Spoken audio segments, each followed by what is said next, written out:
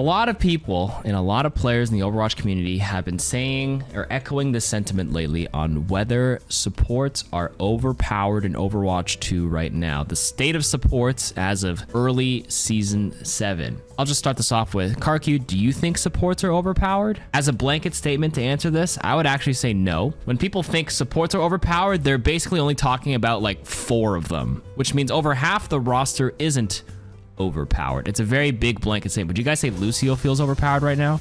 Or Mercy? Or Moira? Or Zen? Or Brig? Or Weaver? The problematic characters that people are finding that feel overpowered are probably Ana, Baptiste, Illari, Kiriko. Lifeweaver can be annoying. That's not the same as overpowered, though. Brig can be annoying to play against when you run it like a very divey comp and whatever, but she's a situational pick. You run Echo and like Bastion, and Brig does nothing against, you know, those two, for example. She's a situational pick depending on the enemy comp. Moira is trolly in top 500 GM1 lobbies. I think she's actually a pretty decent hero. I'm actually a Moira defender, I'm gonna be honest with you, and goddamn. She's a very like easy fill hero for a lot of metal ranks because she just has really good baseline value without too much, well, pretty low skill floor. Zen, basically in top 500, you can play Zen. Zen is always like decent with Discord and thing, but like if you're good at Zen, you'll probably be just fine. He's basically only played on Circuit Royale in a lot of cases, and even so, a lot of teams or a lot of players have replaced Zen with Illari as your poke option. In any case, supports in Overwatch 2, I can talk about each and every single one of them. If you guys haven't read the news, they had a director's take or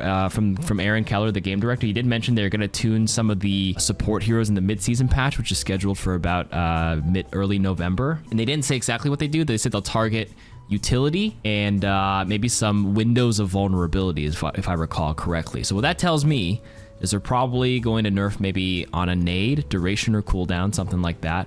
Probably Baptiste lamp, maybe Pylon, and maybe Suzu. Can we say supports are okay after that? Maybe. We just have to kind of like wait and see till after the nerfs. But all in all, to just reiterate, I don't think all supports are overpowered. Some are just more problematic than others, and that's the end of the story. So what's the issue with Ana? Her anti-nade is the only thing that can anti people besides Junker Queen's ult. And this is an ultimate, this is a cooldown. So I guess what they could do for Ana is lengthen the cooldown again. In the era of healing creep, wherever, that's the other complaint we'll talk about, anti-nade is kind of like a necessary evil to kind of slow that down if there's too much healing going down. But is there really too much healing going down? That's also like a problem for only really 2 heroes, I would say. Like Ana doesn't have top of the healing on the heal charts. I think Baptiste in high elos has too much healing. And I think Ana's actually a pretty good hero overall. Even you could nerf the nade a little bit more, but like all in all, the nade already did get nerfed. It's only like what, 4-second anti instead of 5 seconds previously. Sleep dart is already lower on tanks. Sleep dart's a skill shot. I think most people would agree Ana's a really good hero. Doesn't feel super cheesy to play against because she does have her weaknesses, but I guess they could nerf the nade in sleep a little bit more, but I would actually keep it the way she is. I think she's good. Now, Baptiste is another issue. I've said this a gazillion times. Bap was a good hero at the end of Overwatch 1, and they gave him too much stuff in Overwatch 2, and I was saying since day 1 this hero's OP, but because like Kiriko was more stronger in season 1, he kind of like fell into the shadows a little bit. Never needed his ultra wide window, which was added in 2019. It used to be a small square, and I always thought that ultimate was great because you're only supposed to use it for yourself. I've always said that. They made it ultra wide so your whole team can use it, your teammates can use it easier, but it makes it too forgiving. Even a bad window can still be usable in so many angles, and the fact it doubles your healing and your DPS is kind of insane. Number 2, the thing with Bap is that he can shoot and heal at the same time, so you get double the output. So in the hands of high-level players, it'll feel really ridiculous because things don't die because of he can just keep pumping heals, especially on brawl tanks and heroes that are all on the ground. It's so easy to just look down and heal and then look up and pressure DPS. If I can DPS while pumping reliable 70 HP grenades AoE and deal damage, the fact that I have to deal damage makes some of their supports or other people have to like not push as hard because I'm actually pressuring them back at the same time. So it's twofold. Baptiste, I would actually nerf his healing output. If you want to nerf some of the sustain right now, it used to be 60 flat for everything, and then they made it so it's 70 for the direct, 50 for splash healing. But I'm going to be honest, you could probably put it to like 60 direct, 50 splash, or not even 60-40 splash even. You have all this extra ammo too. Now let's talk about ammo. I think he got more ammo. Is he at 14 shots now? He's at 13 shots. He used to be 10.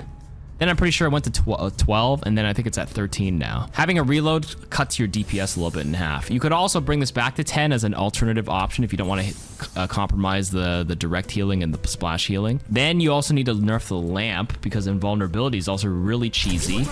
How much HP does this have? 1, 2, 3, 4, 5, 6 times 25. So that is 150 HP. You need to put this at 100 HP, and I think we're square. It already gets the value immediately by saving someone, so the lamp should be easier to break, and it shouldn't be there. I actually think the regen burst can be back to the way it used to be. For some reason in the Overwatch 2 beta, they thought he underperformed, so they allowed him to heal double the flat amount when people are less than half health. I don't think he ever needed that. Since he can do this, like, not every player can do that, so if Blizzard looks at the win rate, yeah, he's gonna have maybe not a great win rate in low ranks because players at that rank don't have good target acquisition to like look down, look up, and tempo this perfectly. But in the hands of a skilled player, he becomes a little bit too oppressive at the high ranks.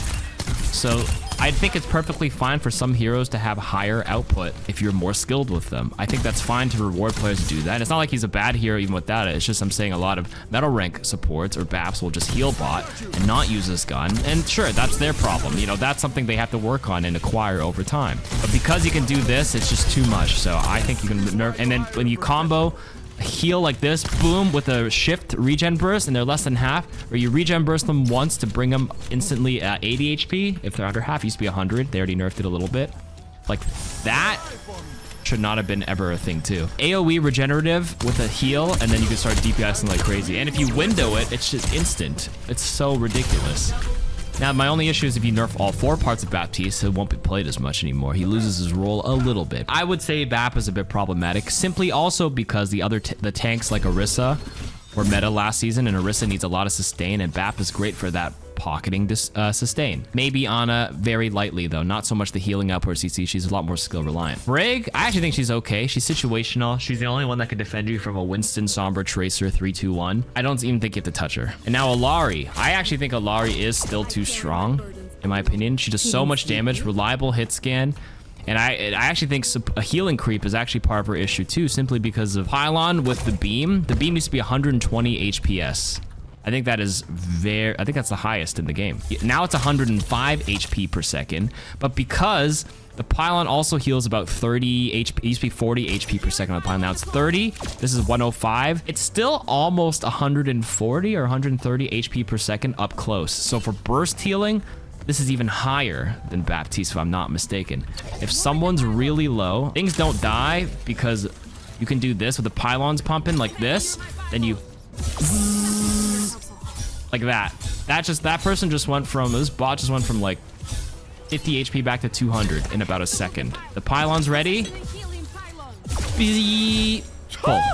You see how the beam has like a limited usage? You could actually make this beam lower at 90 HPS, but give it more juice, or it takes longer to like undo. And then if you want to nerf Pylon one more time, I think the healing output is just rough when you combine it with the beam. So first of all, I don't think this Pylon needs to be a shield HP. Shield HP implies that if it gets poked from a distance from like a Winston before he can jump in and engage, if it's in a bad spot, that actually makes it really annoying because Winston takes really, really long to break down. The fact that you have to break the Pylon first when it's untargetable and it lasts forever. If it lasts forever, you can have it on flat white HP so it doesn't regenerate. Bap is AoE, but she doesn't. Yeah, but still, single target HP, that's still the highest single target HP in the game. But it's like, it's the raw output on the single target. And there's only 5 heroes in this game right now too. So it's like, if my tank's getting like, or one person's getting bursted, who's another person? Like, I don't know, like my Hanzo's getting bursted. If my Pylon's nearby and I just hold the beam on him, he's instantly back to full in like a second, which is just too much.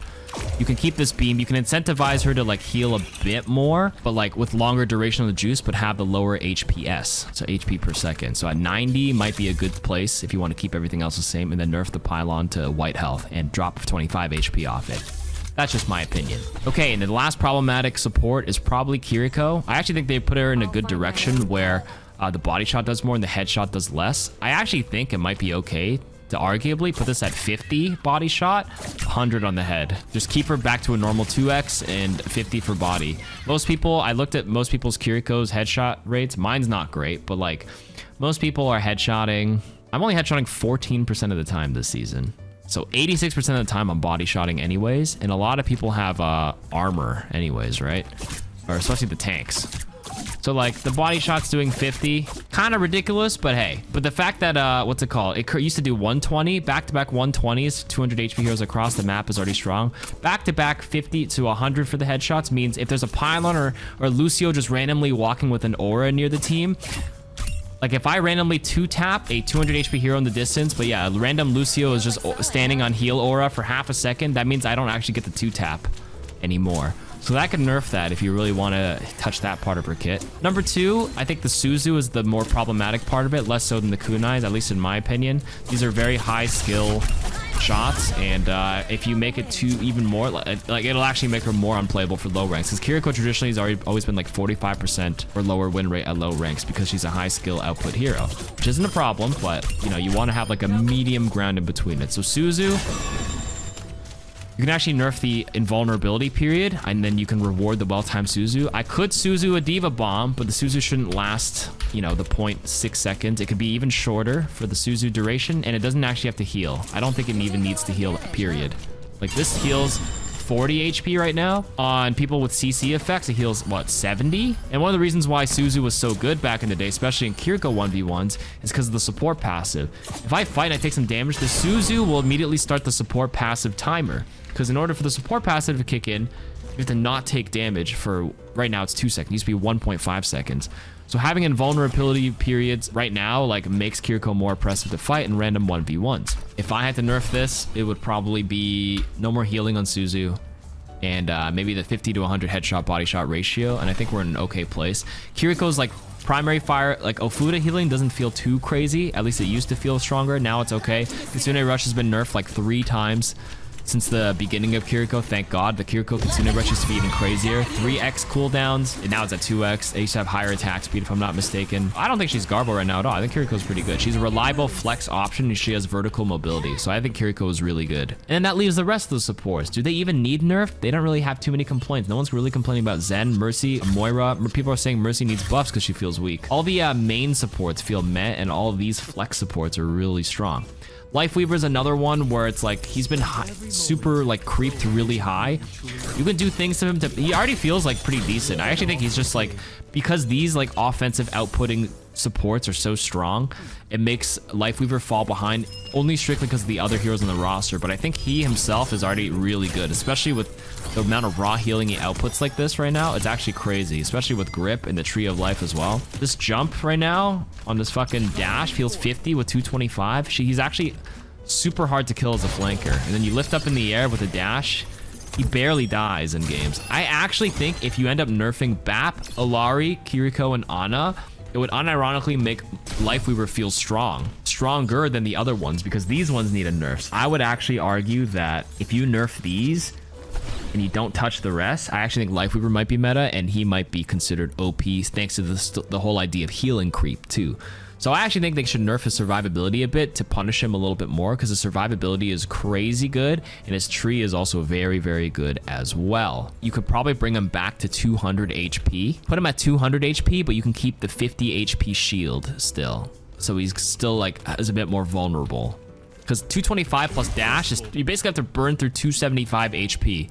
A single target flanker is gonna struggle. But if you're at 200 and he doesn't have his like dash available, then he's a bit more, you know, a bit more punishable. He already has platform for survivability. His survivability is an issue. So I think that is what you would touch for Lifeweaver. And then everybody else actually feels okay. So again, Lucio, good with like Brawl and like with specific compositions, but he's not very OP right now. Mercy, since her damage boost got nerfed a bit, she might come into, like, won't feel as bad to play when the other ones are nerfed. Moira is going to be Moira, and Zen, because Illari gets nerfed, and Zen can come back on some Bap Zen compositions as well. And then the other question, the final question that people asked was, what's it called? Support passive. And I don't think you should touch it anymore, because the support passive, if you nerf the support passive, it means the other heroes as an entire blanket and role get nerfed as well, when these ones were never the issues to begin with. It's mostly this, and this, and maybe this one. You have to target them individually, not the whole role as a whole. Because the whole role passive thing is like stronger and weaker on certain heroes, right? For example, DPS passive doesn't do shit on Hanzo because it's reload. He doesn't reload. That's my take on the state of supports. Not all overpowered, but some slightly a bit strong. Just nerf the flex supports, and I think we have to iterate off of that. That's my idea. Whether my idea is shit or not, who knows? Because I'll never be able to implement my ideas in this game like that. But that's my thoughts on State of Supports Season 7.